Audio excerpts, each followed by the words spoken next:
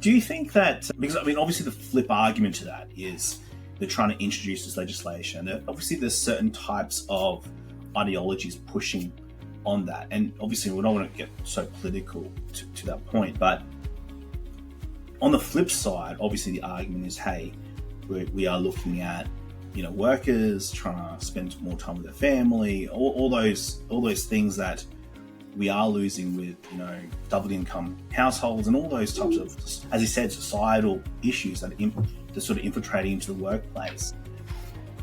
What do you say to that? Because that's obviously the flip argument to a lot of these, let's face it, like a lot of changes are based on a lot of these things. Yeah, I think my mind just goes so wide with this. I think it does come back to what is the culture of Australia, what is it that we're trying to do, what is it that we're trying to preserve. Because at the end of the day too, you've got the beauty of HR is that we are the link between employees and the business, and we're always trying to get a win-win for both.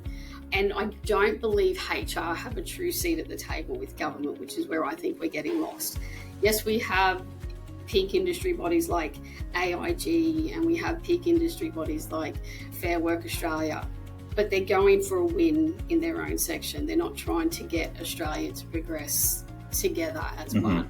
I really think that they need like a HR-based advocacy or something at that level to say, yes, we're here for our employees, yes, we're here for business, and how we're going to move this forward.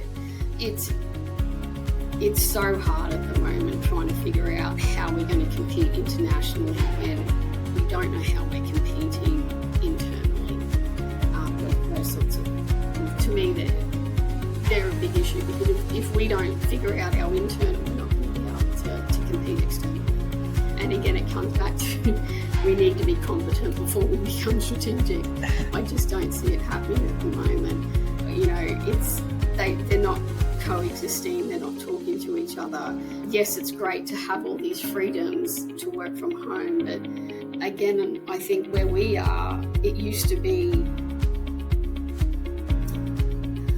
the top employees would be given those sorts of benefits, whereas in the pursuit of having a fair workforce for everyone sort of is getting the same benefits. So where's the benefit of sort of trying to work hard or doing that little bit extra to get ahead?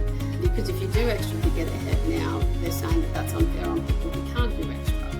It's like, well, okay, but then at the next breath, you've got staff that are doing 2-3 jobs to get ahead. They're finding different ways. It's kind of weird. It's like they've legislated against the work ethic, but then people are circumventing the system to try and figure out, the casual rates started to get overtime, etc. So they're like, okay, well, I'm capping out at this hours. I still want a flat rate, so I'll pick up these extra jobs. Yeah. They're still getting them, but it's just like it's made it harder. Whereas if that conversation was had at government level of, yes, we understand this is for employees, and yes, this is the issue for business, well, then maybe they could have figured out a better way forward.